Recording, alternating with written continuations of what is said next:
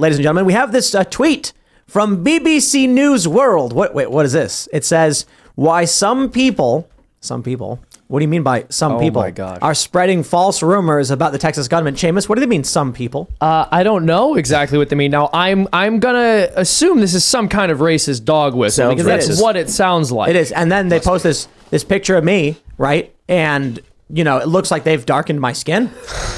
I just can't believe some people. Yeah, what does this mean?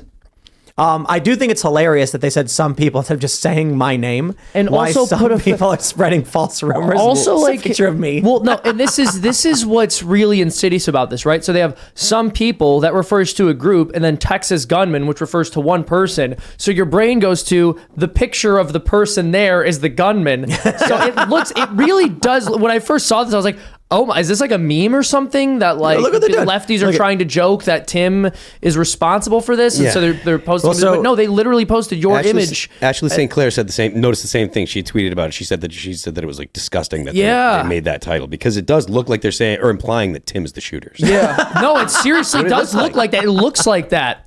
It and really they definitely does. picked a picture that, you know, could somewhat closely look like a mugshot. Yeah. Oh wow! I think I might have to sue the BBC. They should have mid-journeyed it up a little bit. If Tim made a Mobb Deep album cover, it would be that. It would be that picture. Yeah, that's a fair point, because saying some people is a reference to multiple people, but then saying singular Texas gunman and showing the image is to imply that was me. I think I might have to sue BBC. I'm going to sue you. You got to change that. I'm going to sue you. I'm telling you. Check it out though. Here's what they say. Why some people are spreading false rumors about the Texas gunman. This article is actually hilarious because it gives you a bunch of patter fluff nonsense in the beginning that means nothing, that there's no point in reading. It's just like, there's a guy and he was shooting people, blah, blah, blah. What did the suspect post? Blah, blah, blah. How do we know the account was his? My favorite part. The BBC has examined the material and we can be confident the suspect was the person behind the posts. Hey, confidence is not confirmation. So this is an opinion piece. BBC. Well, so hold on. Yeah, why are they confident? Where's their confidence coming from? I know what their confidence is coming from. It fits their narrative. Look at this. Look at this. It says Garcia appeared to use the account as an online diary. He posted multiple documents, including his name, date of birth, and other identifying details, including a plane ticket, a speeding ticket, and an ID card. This is what we call in the business an orgy of evidence. Well, I think do you guys get that reference? No, when you walk into a crime scene and you see like all the documents laid out perfectly, it's like, oh boy, I believe that. Wasn't that from Seven where they talked about it? No, that was Minority Report. There you go. They go into the room and there's all the photos of Tom Cruise's kid. Yep. And then Colin Farrell's like, this is what we call an orgy of evidence. It's not believable. Like you walk in and they're just like, look, here's the guy who did it. I think it's almost like as absurd as if, could you imagine if there was a story that was as crazy as to suggest that like maybe a plane crashed and then like a passport survived the fireball and landed on the ground, thousands of people. Oh my gosh, in the rubble. Yeah. If you could believe that. Yeah. Then anyway, it says, despite the clear evidence, yeah, they do. That's an opinion right there. Yeah. Several activists and internet personalities, including at least one mentioned in Garcia's post, have attempted to cast doubt on the authenticity of the material. They've claimed without evidence that it's part of a psychological operation or false flag by the government to smear those on the right or far right. Well, I didn't say any of that later stuff, false flag. I did say PSYOP, but PSYOP could include corporations and private sector as well. Mm-hmm. So you see how they expand upon it, take what you say, and then add context to it. But I love how they're just like at the bottom, like a picture of me. Adding to the misinformation, blah, blah, blah. What do they say? What is it? The podcaster Tim Pool, a former Occupy Wall Street supporter and Vice News reporter, was among those mentioned several times. I got a message earlier today because the USA Today also talked about me and they called me a former journalist. I'm like, oh, okay, sure, thanks. They're so threatened. There's no evidence that Garcia was inspired to action by Mr. Pool's podcasts, which cover right-wing talking points and conspiracy theories. Oh my gosh. But Mr. Pool immediately tried to cast doubt on the veracity of the material, accusing those digging up the material as being part of a PSYOP. Yes. BBC, your opinion piece is interesting to me, but please spare me your opinion piece and don't use my photo in the way you did. But I would just like to point out, what do we have here? A couple weeks before this incident, someone started posting random photos from Reddit and posting 4 clips from Timcast IRL, a single episode, and making a post about libs of TikTok to no followers, to nobody. For what reason? A Mexican neo-Nazi inspired by a Jewish woman and a mixed race Korean guy is what are they trying to imply here? And the Nazi stuff I just think is the most absurd, considering they're like, libs of TikTok is great. It's like, Chaya Raichik is Jewish. He could be a self-hating This is the stupidest Mexican. thing I've ever heard of. And so anyway, that's the story. And then I go, that sounds like BS. Oh, BBC better write up a whole article about it and put his picture in it. Well, thanks for that, BBC. Appreciate it.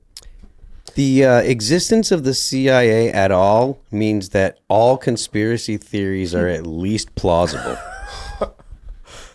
Period. If it exists, like how many times has there been, covert operations that have come to light that the CIA was involved in? COINTELPRO, what was it called? COINTELPRO. There. So this is Bellingcat that uncovered this profile. How? Like, serious question. A Bellingcat researcher just so happened to be browsing Russian social media, underground Russian social media, and found a profile with no followers? Come on, dude. And it's the same guy that connected the New York Times with the Ukraine leader. It's information laundering. What they do is Bellingcat can write whatever they want and then say, oh, look at this. This is interesting. Then the media writes it up and they can't be sued. That's how it works. And Bellingcat's a nonprofit, which is very, very difficult to get money out of. So in my humble opinion, I believe at the very least, the Bellingcat people are so bad at their jobs, they genuinely believe random garbage on the internet. Let me tell you how easy it is. Make a profile. Make 10 profiles. Post a series of images about a specific individual you want to smear. So right now, someone could go on a Russian website and make a profile where they post a bunch of pictures of Hasidic Jewish Nazis, seemingly making no sense. No pictures of faces or anything like that. They can then write posts and then wait. And then as soon as something happens, they can take the picture of the individual, upload it as the profile picture, then add demographic information, birth date, location, and the BBC will be like, well, the birth date matches. That proves it, even though they made the profile in advance. And I'm not saying it's a government having to do it, and I'm not saying that it's an intelligence agency. I'm saying literally any activist can do this right now. Any random person sitting in their mom's basement can do this right now. Mm-hmm. So for you to be like, we're confident it's actually the account is just nonsense. Well, again, these are the people who believe Jussie Smollett, right? Right. These are the people who believe Jussie Smollett. Yeah. Well, you don't. I know, I'm a bad guy. And I'm just saying, look, like it's just, I think if you did have a lunatic who had posted a couple clips from Tim's show, obviously it goes without saying that doesn't make Tim at all culpable for the behavior of that lunatic. The guy wasn't even subscribed. So, yeah. The clips show he wasn't even subscribed to the channel. Wow. Right. Wow. It's like he's a fan. Like he wasn't even subscribed. It was 4 clips from one show. But yeah, so my point is this is grasping at straws, right? Because even if they can definitively prove, even if it turns out that this is legitimate, that really is this guy's profile, they're telling the truth and they have good reasons to be confident, that still is not the nail in the coffin that they think it is here. I mean, I got to be honest, like, I think it's funny and I really just don't care. I think we've won so much ground in the culture war that it is completely meaningless that they would even do it, assuming it was a psyop. It means nothing to me. It's just funny.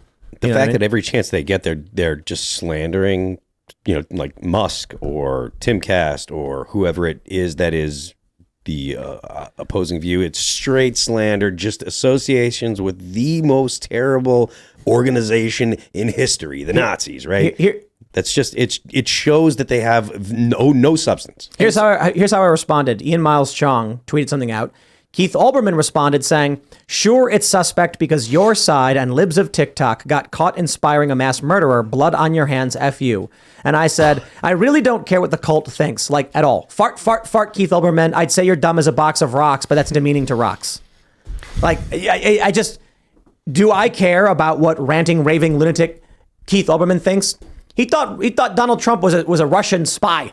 Like, these people are not smart people, and there's nothing like, they try to shame you, and I'm just like, you can't shame me. Well, you booze me, nothing. I've seen what makes you cheer. Exactly. I mean, for any story, especially if it's something that suits their narrative, you really need to see hard proof from them in order to give it any level of credibility. But I just don't care. Keith Olbermann could come out and be like, look at this picture of a thing happening, and I'd just laugh at him and be like, you are a really dumb guy, and your words are meaningless, and there's no reason for me to read them. Like, there is nothing Keith Olbermann can say that will impact my life in any meaningful way, politically, media-wise. I don't care about these people. He's a real piece of trash. But it's not just him. It's like I've gotten to the point where in the culture war, a leftist can come and start going in my ears, and I'm just like, it does nothing. But it has no bearing whatsoever. It's like you said. It's all about narrative control, because ostensibly it's about, oh, there was a shooting and it's tragic, and they want us to believe that this is a Mexican, like, it's a bold claim to say it's a Mexican white supremacist, and they will use the tragedy to ostensibly run that narrative, when at the same time there was other shootings that happened. Like, there was a shooting that happened in Tulsa, Oklahoma right around that same time. I don't, as far as I know, nobody watched your show on that shooting, so that's not the one that they choose. They choose the one where they have to make the claim that it's a Mexican white supremacist just to be able to say that it's somebody who's watching. So waiting your show. on that Las Vegas shooter motivation. Yeah. Remember that one? Or the Nashville? manifesto from the Covenant shooting. So that Nashville incident, as well as the Vegas one, we still haven't figured out those, have we? That was 20 minutes from my daughter was going to a private school like 20 minutes away from there. Wow. That one was hit close to home. But yeah, we don't hear much about that. And that was a Christian school. The fact that you have almost no information, or had to wait so long to get information about the Nashville shooter. The manifesto is still not out, but this had so much information the very next day, and you're not supposed to be suspect. If you're skeptical at all, it's verboten to be skeptical. Give me a break.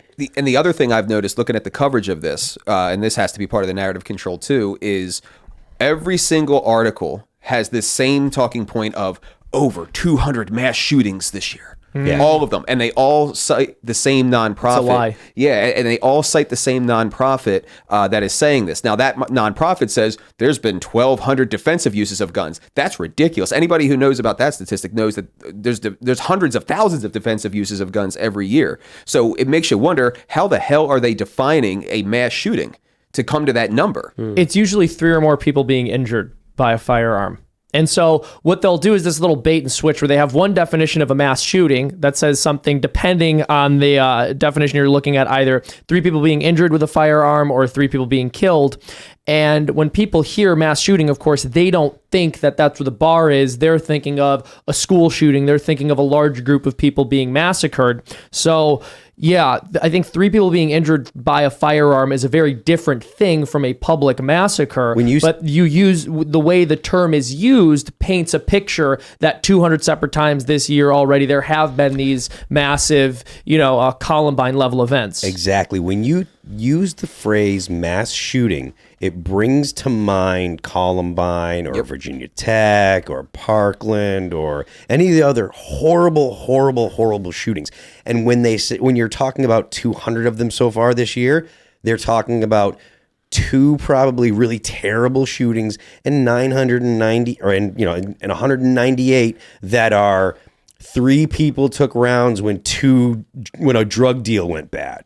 And that's what a mass shooting is. Exactly. And that's one thing. So a lot of it is like gang activities, drug deals, someone pulling out a gun. Again, that's not a good thing. That's not a thing we want to tolerate in our country. We want to clean that up. But that is not something that belongs in the same category as an event like a school shooting. Yeah, and that's the thing. They're bringing to mind the school shooting. So it's the most horrible event that happens in America. It puts you in the most emotional state where you might yes. be the most reactive and the most accepting of a narrative. It's also very understanding of how people read information. Like this one, most people will read the headline, they'll read maybe the first couple lines in there, and they'll come to their conclusions. But you have to post something like this BBC article specifically because of the way that people look for information. We want to confirm what we already kind of believe. So if we want to look up something like this and we see, okay, yeah, sure, it makes perfect sense. And, it writes off Tim in a very interesting, dismissive way. So this is also very intelligent in how people peruse their information and come to their conclusions and just validate what they've already believed. I particularly like this headline from Unheard. Don't blame Tim Pool for the Texas mall shooting. That's nice. That's really nice of you. Thank you for that. Look at that picture. Look at the picture too. You're just so what are you doing? I think I look pretty good in that picture. No, but it's kind of like a shrugging. I think that's your outro, actually. One clip your outro. One other thing that I want to point out is that the centrist media personality. See, thank you, Unheard. The mass shooter stuff is actually dual use, right? So one thing, it can demonize people or groups of people. They can use it to say, oh, these people are saying the wrong things, blah, blah, blah. And on the second point, it gives them a route to attack rifles, which rifles are the tools that will keep a tyrannical government at bay. That's why they are after rifles. And they're not after machine guns. They're not after tank busters, grenades. They're after rifles. And that's because of Vietnam, because of Afghanistan, because all over the world, if you have a population that's armed with rifles that can take shots at 300, 400, 500 yards, they can harass a well-equipped army and they can basically wait them out. And that's the last thing that the government wants to have to deal with. They want to get rid of the rifles so that way they can go ahead and say, all right, we're going to institute this particular law that violates your rights, and people are in a position, are not in a position to say, no, we're going to put our foot down. Thanks for watching this clip from the Timcast IRL podcast. Hang out with us live Monday through Friday at 8 p.m. and become a member over at timcast.com for uncensored, members-only shows exclusive.